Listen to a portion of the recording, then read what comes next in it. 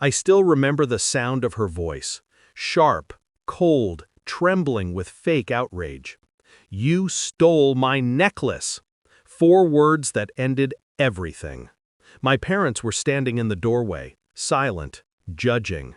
I could see it in their eyes: doubt, disappointment, disgust.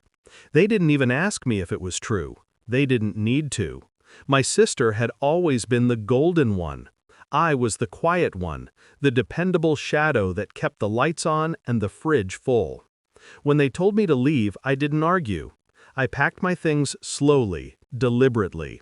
She stood there, pretending to cry, her hand over her mouth like she couldn't believe what she'd just done.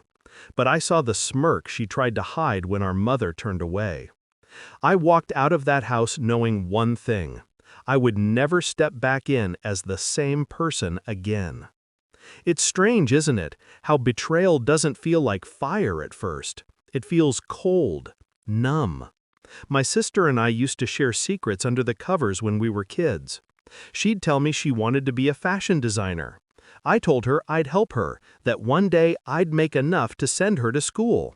And I did. She never knew how much of her tuition came from the overtime I worked, or how many nights I went hungry so she wouldn't have to. But I guess guilt doesn't exist in people like her, only envy. I started noticing the changes a few months before the accusation. The whispered phone calls, the sudden interest in our parents' finances, the way she started wearing that smug little smile whenever someone praised me. Then one night I caught her rifling through my drawer.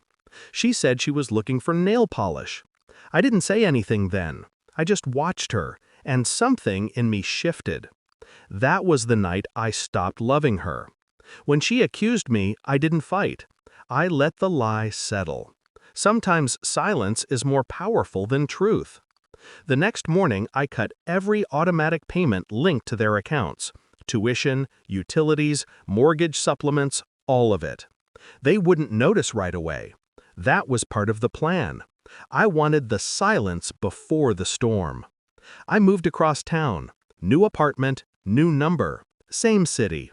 I didn't need to go far. Revenge works best when you can still hear the echoes. I started with her school. She was on a partial scholarship, the rest covered by me. When the payments stopped, she didn't find out immediately. But when she did, she panicked. I know because she called me. 6 missed calls, 2 voicemails. I didn't answer. Then came the second hit: the house. The bills I'd been paying, the ones they thought took care of themselves. Within a month, the power was cut. Within 2, the mortgage was overdue. I imagine the dinner table went quiet when they realized their golden daughter had no one to blame but herself. When she finally found me, she was desperate. I'll never forget the look on her face when she showed up at my door. Makeup smudged, voice trembling. "I didn't mean for it to go that far," she said. "They think I did it."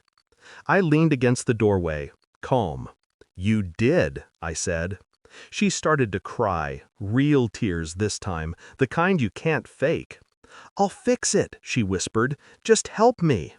I let the silence stretch until she started shaking. Then I said, "You wanted me gone. You got it. Now you live with it." I closed the door before she could answer. A week later, I got the call. My mother's voice was smaller than I remembered. They'd found out everything about the tuition, the bills, the stolen necklace. Turns out my sister pawned it months ago. She confessed after the police came asking questions about unpaid debts. I listened quietly as my mother apologized through tears. "We didn't know," she said. I almost felt sorry for her. Almost. But some wounds shouldn't be healed. They should be remembered. I saw my sister again 6 months later. She was working at a coffee shop downtown, wiping tables, eyes hollow. When she noticed me, she froze. I walked up to the counter, ordered a black coffee, and when she handed it to me, our fingers brushed. "You look good," I said. She didn't answer. Her eyes filled, but she blinked fast, forcing the tears back. "I'm proud of you," I added, and for a moment, I almost meant it. Because she finally learned what it felt like to be invisible. Sometimes I wonder if revenge really satisfies. It doesn't feel like triumph. It feels like peace. The quiet kind. The kind that doesn't need to explain itself. She took my home, my family, my name. I took her comfort, her image, her illusion. Fair trade, I'd say. And when I walked out of that cafe, I didn't look back. Because some stories don't need forgiveness, just an ending.